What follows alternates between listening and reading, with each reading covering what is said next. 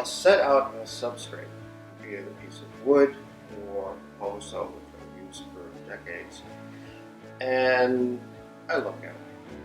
And this is like maybe in my apartment, then I'll go cook something, and then I'll move some things around to that substrate. And I start looking at it and start thinking about what it could be. And after a while, things start to accumulate. And then when that happens, everything else goes away. I am focused on the piece, and it's going to drive this thing down. And that's about it. It's lots of times I don't know exactly what I want to see there, but it doesn't bother me. The whole idea of having like writer's block or something does not happen. It never happens. What I do in a case like that, if I sense for a moment that I've got a little bit of a block or a little bit of resistance, I'll do some housekeeping. I'll move some stuff around, and I'll find something. Oh, damn! I meant to go back and do that, right? And then off I go. So it's pretty loosey-goosey, and that's the way I like it. It's like Pollock and all of those guys said it was work. This is not work. This is play. This is serious play. I think probably in all likelihood, mostly I get my inspiration from things that I read. Franz Kafka, Henry Miller.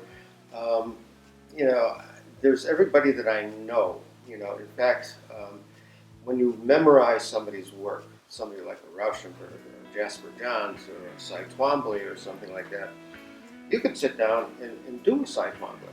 It's like, this is what he does. This is how that is arranged. Yeah, I think that there's a telltale thing.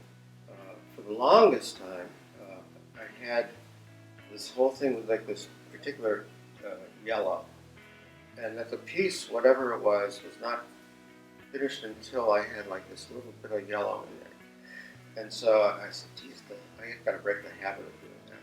But now I do it with like this orange red.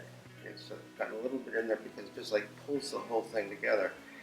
And I have a nom de plume also in terms of the work that I do. A lot of the fabric pieces that I make, it's the number 5, because number 5 is a significant number to me.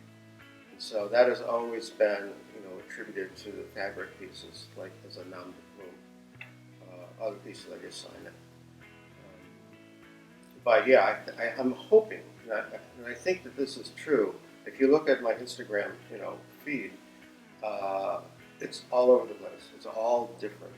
But I am thinking that most people can follow a track through it and know that, this person made it. Well, like I say, I've done, all kinds of, oddball fabric pieces. These pieces here in the States scared the hell out of people, but in Europe they love them.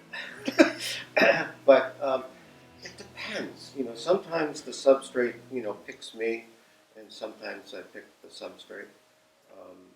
But I'll see things and say, oh, that's interesting. I'd like to see what I can do about that.